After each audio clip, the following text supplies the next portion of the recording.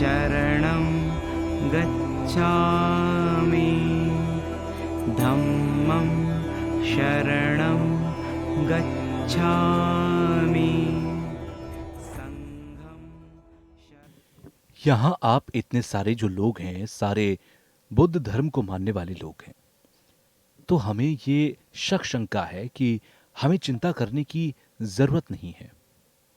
कोई ज़रूरत नहीं है, क्योंकि आपकी तपस्या से हमारी कठिनाइयाँ दूर हो जाएंगी।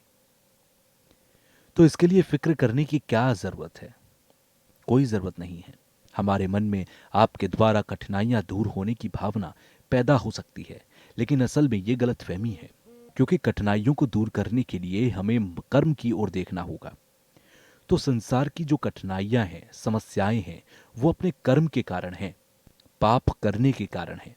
इसीलिए सबसे पहले व्यक्तिगत तौर पर बदलाव लाना जरूरी है, और एक एक शख्स अपने आप में बदलाव लाए। भगवान बुद्ध ने कहा कि कोई भी मुनि आकर आपके पाप को जड़ से धो नहीं सकता। इसी तरह जो कि अपना ज्ञान किसी और को प्रसाद के तौर पर नहीं दे सकते, बुद्ध ने हमें ज्ञान से प्राप्ति के लिए और पाप से छुटकारा पाने के लिए मार्ग दिखाया, शिक्षा दी, और यही एकमात्र तरीका है। बुद्ध ने कहा कि स्वयं अपने मालिक हो, स्वयं अपने नाथ हो। इसलिए व्यक्तिगत तौर पर प्रयास करना चाहिए, अपने में बदलाव लाया जाए, इसकी कोशिश करनी चाहिए। जैसे कि बौद्धाचार्य में कहा गया कि बौद्ध चित्त का अभ्यास करते हुए, बौद्ध चित्त की सवारी करते हुए इस ओर प्रयास करना चाहिए। प्रयास सिर्फ सुनने मात्र पर रखना चाहिए। यह सिर्फ समझने या सुनने से फायदा नहीं होता, इसमें महीनों सालों तक अभ्यास करते हुए जाना चाहिए। जैसे कि आचार्य आतिशा ने यह कहा है कि सूरज और चंद्रमा का उदाहरण भी दिया है कि सूरज भीतर के सत्य यानी कि बौद्ध चित्त से उसे, और चंद्रमा बाहर के सत्य को, इन दोनों का अभ्यास करते रहें, तब जाकर संभव है। जन्मों जन्म अभ्यास करते हुए, हिम्मत न हारते हुए प्रयास करते रहना चाहिए। इसलिए बौद्ध चित्त का अभ्यास करने के लिए जो ग्रंथ हैं, जो शास्त्र हैं, उनका भी अध्ययन करें और शोध करें। अगर शास्त्रों के शोध की भावना करें तो ऐसी अवस्था में अपने आप आंसू आने लगेंगे, रोंगटे खड़े हो जाएंगे, आप जज्बाती हो जाएंगे और आपके भीतर आस्था पैदा होगी। जब ऐसी आस्था पैदा होती है तो बिना दिखावे के ये बाहर निकलता है, वो अंदर से आता है, अंदर से निकलता है, आपके दिल से आता है। इस माध्यम से, जो कि ऐसे समय में जब अभ्यास करते हुए आते हैं, तो सबसे पहले महाज्ञान की ओर दृष्टि से संवर मार्ग का पहला स्थान जो कि यहाँ प्राप्त होता है। तो ऐसी भावना करते हुए जब जाते हैं तो प्रयोग मार्ग पर आ जाते हैं। फिर उसके बाद शून्यता को अंदाजे के तौर पर नहीं, अनुमान के तौर पर नहीं, जबकि जब साक्षात शून्यता के दर्शन हो जाते हैं तो दर्शन मार्ग पर आ जाते हैं। इस माध्यम से जो कि पहला भूमि बुद्धता जो है वो इस तरह से प्राप्त होते हैं। यहाँ इसके बाद श्लोक 16 से लेते हुए आप पाठ करते जाइए, और संक्षेप में बौद्ध चित्त को 15 नंबर पर बताया गया है। बौद्ध चित्त दो प्रकार के हैं, बौद्ध प्रधान चित्त और बौद्ध प्रस्थान चित्त। तो इस माध्यम से इसका पाठ करते जाएं। फिर बौद्ध चित्त को इसे जैसा कहा जाए एक जैसा प्रार्थना करते हुए, दूसरा जो कि प्रस्थान है, सबसे पहले प्रार्थना करता हुआ फिर उसका अभ्यास करते करते प्रस्थान करने की बात बताई गई। जैसे कि श्लोकों को आप एक एक करके पाठ पढ़ते जाइए, जिससे पिछली बार के श्लोक के बाद पेज नंबर 41 में बौद्ध धर्म में दान पुण्य बहुत लाभदायक है, इसका कहने का अर्थ है कि प्रार्थना करने का जो अभ्यास है वो भी बहुत लाभदायक है। बौद्ध चित्त में प्रवेश करने की जो विधि है उसके लिए अभ्यास करने की इतनी जरूरत नहीं है, इसीलिए बौद्ध चित्त में प्रवेश करना सबसे महत्वपूर्ण है। पाठ करते करते आखिर में पेज नंबर 49 के बाद 50 पर दुख से बचने के लिए पुराने दुख की ओर ही दौड़ते हैं। अपने मोह के कारण शत्रु की भांति सुख की इच्छा करते हुए खुद ही इसको भंग कर देते हैं। हम दुख नहीं चाहते हैं, कोई भी व्यक्ति प्राणी दुख नहीं चाहता, लेकिन इसके बावजूद हम दुख भोग रहे होते हैं। पुष्प को दुख से सबसे छुटकारा पाने के लिए सबसे बड़ा उपाय प्राप्त है। इतना तेज दिमाग होने के बावजूद हम दुख भोगते हैं। हम दिन प्रतिदिन हमारे दुख बढ़ते चले जा रहे हैं। ऐसे दुख तकलीफ सिर्फ अज्ञानता की वजह से है। अज्ञानता को शत्रु के तौर पर देखते हुए, इसलिए दुख से छुटकारा पाने के उपाय जानते हुए हम खुश नहीं हैं। हम उस पर ध्यान नहीं दे पाते हैं। उपाय हमारे सामने होने के बावजूद भी हम उन चीज़ों को अनदेखा कर रखते हैं। यहाँ इसके बाद श्लोक नंबर 30 से होते हुए, जैसे कि इसमें कहा गया कि उनके मोह को भी दूर करते हैं, उस प्रकार मित्र कहा, पुण्य कहा। यहाँ मोह का अर्थ है पुण्य को ना अपनाना, पाप को अपनाना, यानी कि अज्ञानता की जाना। खुदगर्जी के मन का त्याग करना जरूरी है। एक दफा हमारे साथ जब विज्ञान के सम्मेलन हो रहे थे, तो एक वैज्ञानिक ने कहा था कि जो व्यक्ति सिर्फ अपने बारे में सोचते हैं, उन्हें दिल की बीमारी का खतरा ज्यादा रहता है। इसलिए बौद्धिस्ट का अभ्यास करना हर तरह से लाभदायक है। किसी की नुकसान की बात हो, पाप की बात हो, ऐसे व्यक्ति हमेशा अकेले रहते हैं। हमेशा मन में घबराहट रहती है, डर में जीना पड़ता है। यहाँ इसी के माध्यम से कहा गया कि जो ईश्वर को मानने वाले धर्म होते हैं, कि सारा संसार किसी एक के द्वारा रचा गया, ऐसे मानने वालों की श्रद्धा एक तरह की है। तो ईश श्रद्धा में रहना भी अभ्यास है, अपने आप को परमात्मा का दास बनाकर जीना। तो ऐसे व्यक्तियों ने स्वार्थ कम होता है, तो अपने आप को भगवान का दास बना लेना। ऐसा ही भगवान बुद्ध के धर्म में भी शून्य के दर्शन या उसका अभ्यास कर स्वार्थ को कम किया जाता है। जो ईसाई धर्म के मित्र हैं, उनमें भी मैं ये चीज देखता हूं कि जब आस्था का अभ्यास करते हैं, तो इसकी वजह से आपाधापी के वजह से जीवन से छुटकारा पा लेते हैं। तो यही बात आज के समय में विज्ञान ने भी ऐसी चीजों को माना है, जिसके बाद एक एक करके पाठ करने की जरूरत नहीं है। जैसे कि कोई उपकार के बदले उपकार करे तो उसकी भी प्रशंसा होती है। कुछ लोग अहंकार की भावना या घृणा की दृष्टि से देखते हुए भोजन देकर महान बन जाते हैं, लेकिन ऐसे लोगों को सिर्फ कुछ देर ही सुख मिल पाता है। यहां अंत में महावान जी जो इस श्लोक के विस्तार से व्याख्या दे रहे थे, जैसा इसमें कहा गया कि जो व्यक्ति बौद्ध चित्त का अभ्यास करने वाले व्यक्ति का नुकसान करे, तो उसके कारण हमें नरक में जन्म लेने वाले फल मिलते हैं, क्योंकि हमें बहुत बड़ा पाप मिलता है। पुण्य एक प्रमाण है, लेकिन पाप का प्रमाण नहीं होता है। खास करके तंत्रयान की दृष्टि से पुण्य बारीक मन से या सोच विचार के किए जा सकते हैं, लेकिन पाप सोच विचार या बारीक मन से नहीं किया जा सकता। यहाँ इस श्लोक के आखिर में ऐसे जो बौद्ध चित्त के जो रत्न हैं, उन्हें नमन करते हुए बौद्ध चित्त के प्रति इस श्लोक के अंततः 36 में उनके शरीर को नमन करता हूँ, जिनके अंदर बौद्ध चित्त है, जो उपकार के बदले उपकार ही करते हैं, जो दूसरों के प्रति प्रेम रखते हैं। यहाँ यह अध्याय समाप्त होता है। दूसरा अध्याय जो है वो है पाप द्वेषना। ये पेज नंबर 59 है। यहाँ बौद्ध चित्त को ठीक से अध्ययन करने के लिए मैं तथागत हूँ, अर्थात बुद्धों की निर्मल और तरल के समान सागर के पुत्रों और बौद्धिस्टों की पूजा करता हूँ। ये कहा गया है कि जैसे कि यहाँ बौद्धिस्ट का, बौद्ध चित्त का अभ्यास या ध्यान करने के लिए दो तरह की सोच जरूरी है। जो दो तरह की सोच बताई गई थी वो शुरुआत में पैदा होने मात्र से भी, जैसे विधि के अनुसार पूजा पाठ या दीक्षा लेने की जब बात होती है, तो वो आप बुद्ध के आदेश के समक्ष भी दीक्षा ले सकते हैं, या गुरु और आचार्यों से भिक्षा लिया जाए तो ज्यादा ठीक रहता है। गुरुजन मनुष्य के रूप में होने के कारण असर पर फर्क पड़ता है। इसके अलावा उसे एक साक्षी के तौर पर भी माना जाता है। सबसे पहले यहाँ आचार्य नागार्जुन द्वारा यहाँ जो नमन है वो करते हुए, जैसे कि भगवान तथागत के लंका अवतार में ये कहा गया है कि आने वाले समय में कई तरह के ज्ञान, धर्म और सिद्धांतवादी हो सकते हैं, क्योंकि संसार एक धर्म और एक सत्य पर आधारित नहीं है। और हम आज के वातावरण को देखते हुए कह सकते हैं कि ये दुनिया, जगत जो है वो किसी एक धर्म या सत्य पर नहीं है, बल्कि अनेक धर्म और अनेक सत्य पर आधारित है। ये अनेक धर्म और सत्य में वास्तविकता की बात है। खास बात की जिन धर्मों में दर्शन और सैद्धांतिक लोग हैं, उनके अपने अपने सत्य हैं। जैसे आज हम दुनिया को देखते हैं तो ये बात सच हो जाती है। व्यक्तिगत तौर पर अपना दृष्टिकोण धर्म या सत्य हो सकता है, लेकिन सामाजिक और सामूहिक तौर पर बात करें तो अनेक धर्म और सत्य को मानना पड़ेगा। और दूसरी बात कि भगवान बुद्ध के द्वारा सूत्र में यह कहा गया कि देवताओं के देवयान, देवताओं के धर्म या फिर मनुष्य के धर्म, ब्रह्मा के धर्म आदि कहे गए।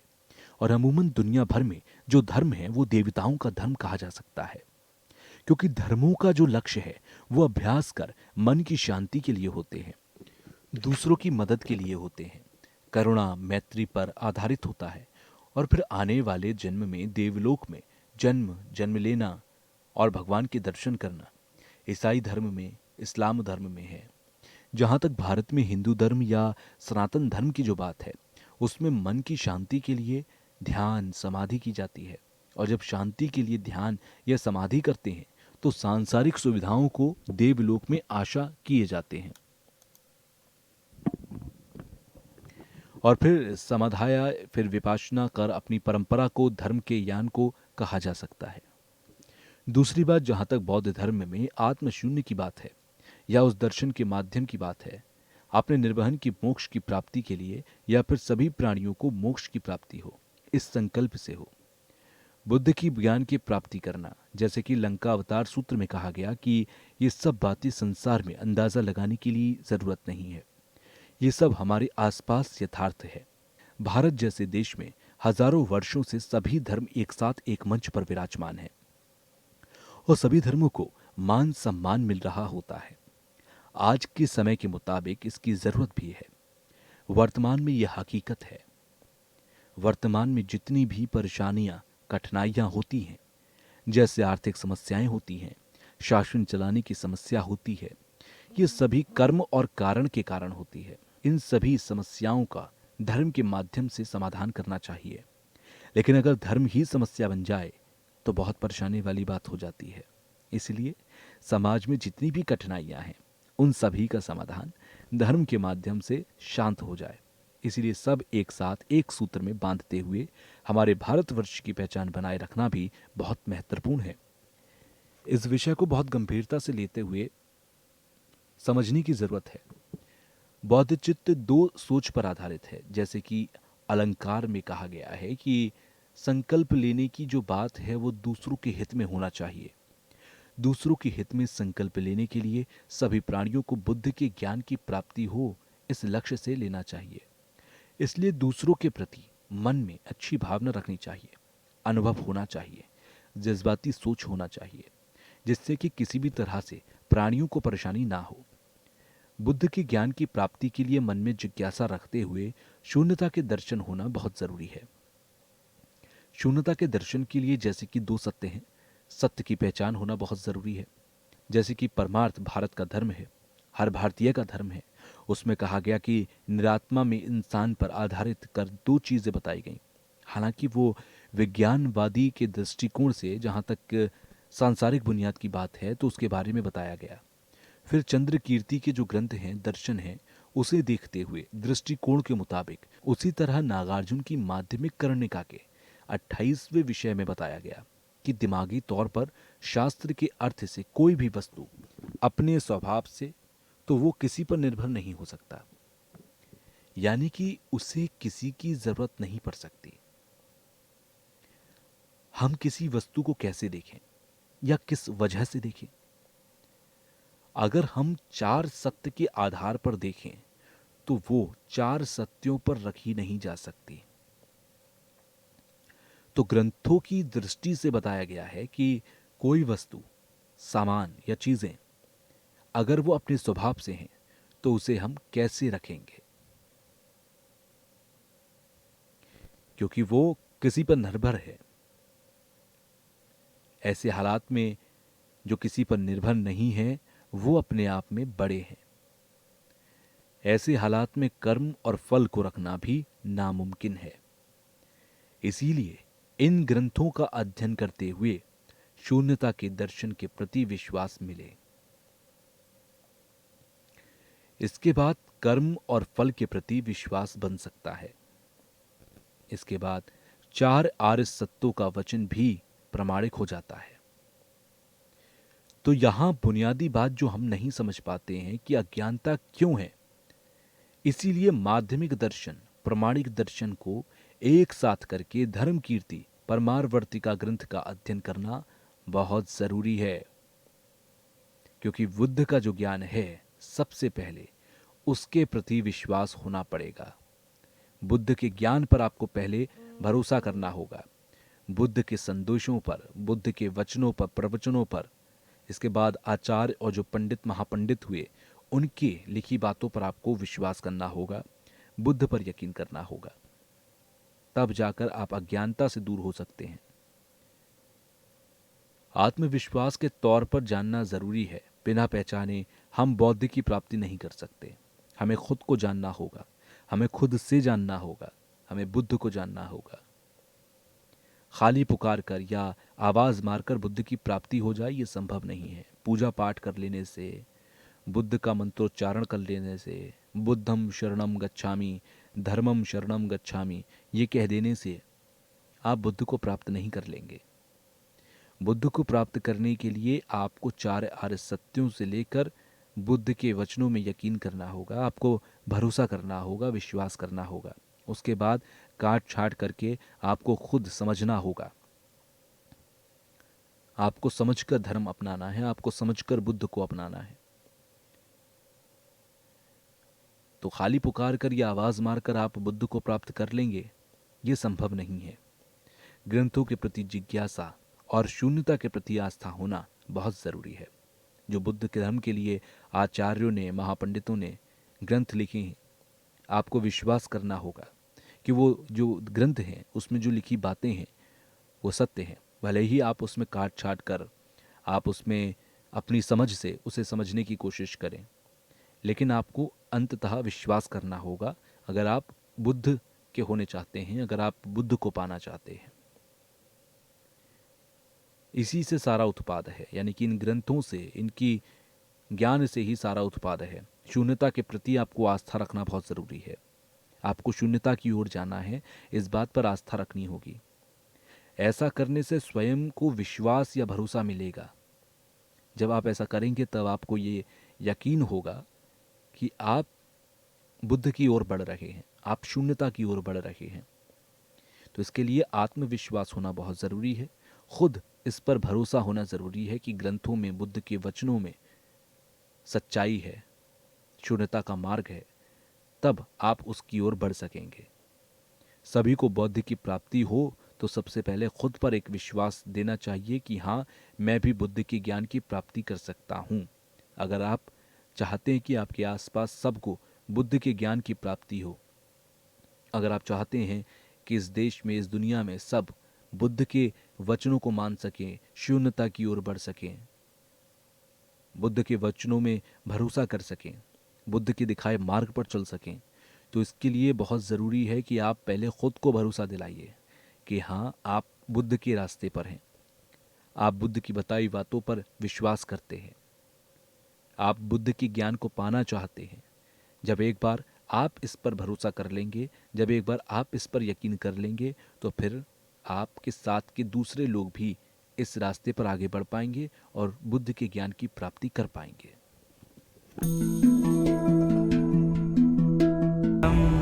शरणं गच्छामि,